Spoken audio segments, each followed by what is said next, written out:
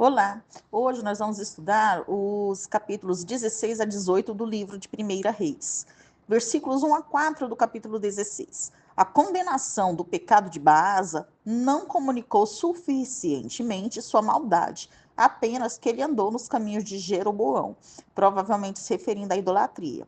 Se o pai de Jeú era Anani, o que criticou Asa em 2 Crônicas 16, versículo 7, então outro profeta do sul estava condenando um rei do norte.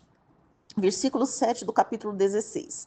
Aías profetizara a destruição da família de Jeroboão como punição divina por causa da idolatria. Mas isso não quer dizer que quem a destruiu por motivos políticos ficaria livre da responsabilidade do crime de assassinato.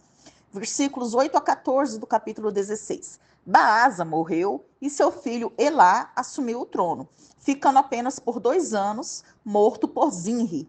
O registro do golpe que depôs Elá revela 3 fatos a respeito do novo exército de Israel. Era um exército de carruagens e o líder do golpe, Zinri, era um oficial de carruagens. As receitas eram suficientes para sustentar um exército dispendioso, como era o exército com carruagens, e os oficiais desse exército eram hebreus qualificados para se apoderarem do trono.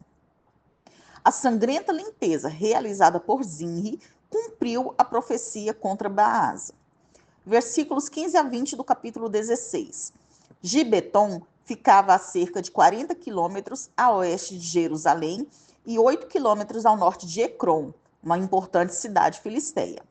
A história de Israel, o reino do norte, foi cravejada de frequentes golpes políticos ou tentativas de golpe.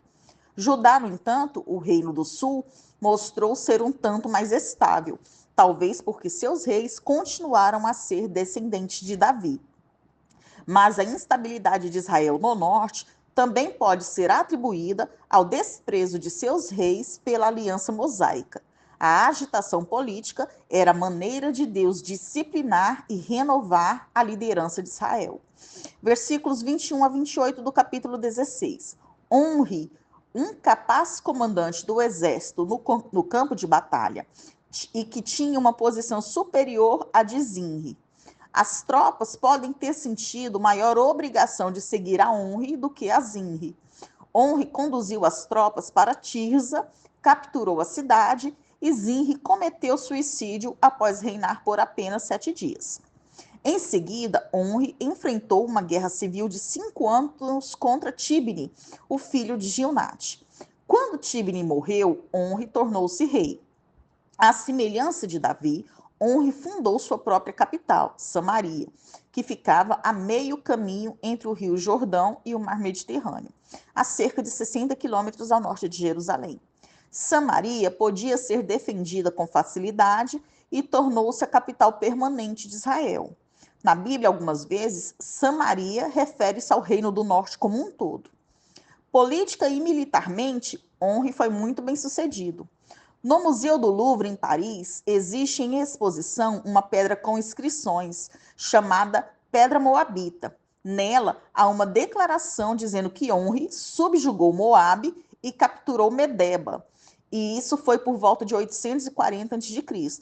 Muito mais tarde, os anais do rei assírio Tiglat-Pileser III continuavam descrevendo Israel como a casa de Onri, isso por volta de 732 a.C. É oportuno citar que o poder e riqueza de Onri se devem, em parte, em uma aliança econômica e de casamento de seu filho com a filha de Et-Baal, rei de Tiro, e que a Fenícia, na época, era uma potência. Versículos 29 a 34 do capítulo 16. Esse casamento do filho de Onri com a filha de Et-Baal pode ter sido arranjado por Onri devido a razões políticas. A presença de Jezabel trouxe apoio oficial na nação de Israel à adoração a Baal. Baal significa senhor ou marido. Baal era um deus da tempestade, uma divindade dominante da religião cananeia. Ele era considerado providencial por enviar chuvas e fertilidade à terra, semeando assim a vida. Iel, o betelita, tentou edificar a Jericó. Depois de sua anterior destruição, né, quando o povo atravessou o Jordão e foi tomar a terra prometida, Josué destruiu Jericó. A gente viu isso em Josué 5, do versículo 13 até o versículo 27 do capítulo 6. Então, Jericó havia sido habitada como uma colônia, isso foi em Josué 18, versículo 21. E o que Josué tinha dito naquela época, ele em 6:26, era que, né, morreriam as pessoas que fossem reedificar Jericó, mas reedificar no sentido de construir muralhas, né? Então, o desejo de Hiel de transformar o local da antiga Jericó em uma cidade plena fez cumprir a maldição existente em Josué 6, versículo 26, que proibia a reconstrução das muralhas da cidade e apontava as consequências de tal ato. Agora nós vamos estudar o capítulo 17, versículo 1 do capítulo 17. Elias, na qualidade de mensageiro de Deus, pronunciou uma palavra de juízo da parte do Senhor contra a nação rebelde de Israel. Deus ia reter a chuva durante 3 anos e meio. Esse juízo humilhava Baal, pois seus adoradores criam que ele era o Deus da tempestade, que controlava a chuva e que era responsável pela abundância nas colheitas. Versículos 4 a 7 do capítulo 17.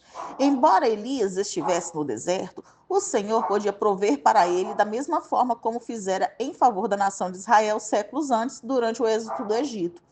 Ironicamente, Israel estava na terra prometida, mas se esquecera de quem a sustentava. O ribeiro de Querite era um riacho que fluía provavelmente para o Rio Jordão, vindo do Oriente. Era um pequeno córrego que só apresentava correnteza em épocas de chuva. Então, como a chuva tinha cessado, o ribeiro secou. Versículos 8 a 9 do capítulo 17. Quando o ribeiro secou, Deus dirigiu Elias a ir a uma terra pagã, habitada por adoradores de Baal, e ali Deus o sustentou através de uma viúva pobre. Sarepta era uma cidade que ficava no litoral do Mediterrâneo, entre as cidades de Tiro e Sidom. Deus ordenou que Elias viajasse para fora de Israel e entrasse na área em que a religião cananeia era suprema. Tal experiência reforçou ainda mais a confiança que Elias tinha na providência divina. Versículo 12 do capítulo 17. Tão certo como vive o Senhor teu Deus, é uma frase de juramento feita em nome do Deus de Elias. A viúva pode ter desejado demonstrar respeito para com Elias, ou ela pode ter tido um interesse genuíno no Deus de Israel. De qualquer forma, parece que a viúva reconheceu que Elias era servo do Senhor, mas não se sabe se ela tinha conhecimento que Elias estava fugindo de Acabe, genro do rei da terra dela, porque Elias fugiu para Et-Baal. Versículo 13 do capítulo 17. Elias apresentou à viúva um teste de fé, exigindo dela um total compromisso. Apesar da escassez de alimentos, ela deveria alimentar o profeta de Deus antes de cuidar de si mesma e de seu filho.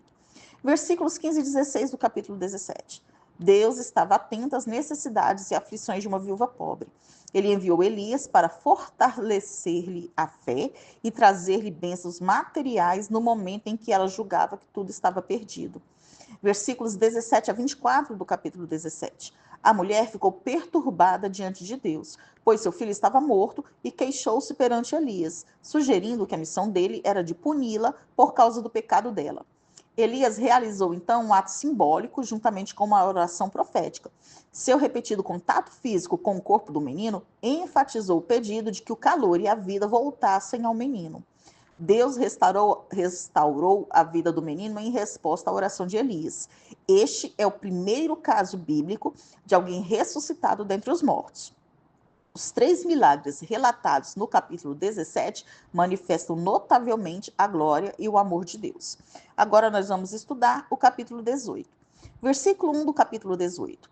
No 3º ano da seca, Deus anunciou o seu fim. Esse era um ato gracioso, uma vez que Israel, nem os governantes de Israel, tinham demonstrado qualquer arrependimento que justificasse. Versículos 3 a 5 do capítulo 18. Obadias era temente a Deus e era o mordomo do palácio, uma importante posição na administração real. Jezabel, não se contentando em promover sua religião nativa, ela ainda perseguia os seguidores do Senhor e assassinava seus profetas. A seca ameaçava o governo de Acabe, pois o exército dependia desses animais, por exemplo, nas forças de carros de combate. A reação de Acabe à seca foi prática, pois tentou descobrir água ao invés de procurar chegar até o âmago da questão: quem é soberano sobre a natureza e a vida. Versículo 6 do capítulo 18. Tanto Acabe quanto Obadias estavam acompanhados por soldados e oficiais que compravam ou confiscavam os recursos conforme a necessidade. Versículos 7 e 8 do capítulo 18. O profeta Elias fez sua abordagem por meio de Obadias, que estava no caminho, provavelmente com seu grupo de busca. O respeito de Obadias para com Elias revelava a estatura de Elias. Versículo 10 do capítulo 18. Vê-se aqui a importância que o rei dava à procura de Elias, vendo nele a chave do problema da seca, que já estava grave, pois o próprio rei estava percorrendo a terra em busca de erva para seus animais. Segundo os costumes pagãos que o rei adquiriu de Tiro, capital da região fenícia, e da sua esposa, a morte do feiticeiro, daquele que jogou a praga, quebraria o feitiço, como se Elias fosse um feiticeiro. Então ele entendia que se Elias morresse, a seca acabaria. Vê-se também que Elias meio que permaneceu escondido em Sarepta, pois o Acabe o procurou em todos os lugares. Versículo 17 do capítulo 18. Acabe via Elias como um perturbador da ordem, uma ameaça ao funcionamento normal da sociedade. Sua compreensão era superficial. Versículos 18 e 19 do capítulo 18. Baalins era o nome coletivo para expressar as várias ideias que o povo pagão tinha das divindades na natureza, como Deus da chuva, Deus do fogo, etc. Gradualmente se tornou um nome próprio, Baal, deus da fertilidade e da produção agrícola, adorado pelos cananeus e depois pelos fenícios. Jezabel, filha do rei fenício, era a grande incentivadora do restabelecimento do culto de Baal na Palestina. Elias apontou a desobediência de Acabe a Deus e lançou um desafio para estabelecer um confronto de poder, opondo Elias contra os profetas de Baal e Azerá, ou seja, qualquer outros profetas que não fossem do Senhor Deus. Versículo 21 do capítulo 18. Elias desafiou o povo a fazer uma escolha definitiva entre seguir a Deus ou a Baal. Os israelitas achavam que podiam adorar o Deus verdadeiro e também Baal. Versículos 22 a 25 do capítulo 18. Elias propôs que o Deus que acendesse o fogo e queimasse o seu sacrifício provaria ser a verdadeira divindade, digna da felicidade do povo. Visto que os seguidores de Baal acreditavam que Baal controlava o trovão, o relâmpago e as tempestades, o desafio de Elias atingiu o âmago desse poder alegado. Versículo 26 do capítulo 18. Os profetas de Baal se envolveram numa dança ritual para despertar o indiferente Baal. Versículo 27 do capítulo 18. Os mitos de Baal retratam-no viajando, guerreando, visitando o submundo e até mesmo morrendo e voltando à vida. Elias sabia acerca dessas crenças e aproveitou-se disso, zombando dos seguidores de Baal. Ao dizer a eles que Baal estava atendendo às necessidades, Elias quis dizer que Baal estava fazendo as necessidades intestinais. Versículos 28 e 29 do capítulo 18. Os profetas de Baal se cortavam para provocar a Baal. A automutilação era proibida segundo a lei do Antigo Testamento e, apesar disso, era praticada por alguns judeus. Versículos 30 a 33 do capítulo 18. Elias enfatizou a unidade do povo de Israel, apesar da divisão do reino em dois. Dessa forma, salientou que o fato ocorrido no Monte Carmelo não era relevante somente para as tribos do norte, mas para as tribos do sul. Versículos 34 e 35 do capítulo 18. Elias tomou providências para evitar qualquer aparência de trapaça ou fraude. Se o seu Deus podia fazer queimar um sacrifício encharcado de água, o seu Deus era realmente o único Deus. Versículos 36 e 37 do capítulo 18. Vemos a confiança de Elias em Deus na brevidade e simplicidade da sua oração. O propósito de Elias no seu confronto com os profetas de Baal e a oração que se seguiu foi revelar a graça de Deus para com o seu povo. Elias queria que o povo se voltasse para Deus. Versículo 38 do capítulo 18. O Senhor milagrosamente produziu fogo para consumir o sacrifício de Elias. Esse milagre vindicou Elias como profeta de Deus e comprovou que somente o Senhor de Israel era o Deus vivo, a quem deviam servir.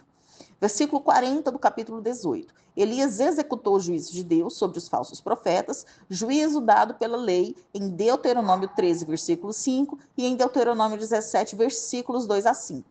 Essa era a lei para a comunidade pactual, a nação santa de Deus. Versículos 41 a 46.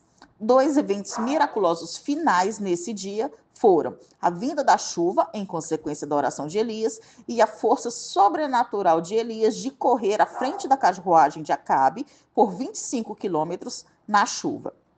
Encerramos, então, o estudo dos capítulos 16 a 18 do livro de 1 Reis.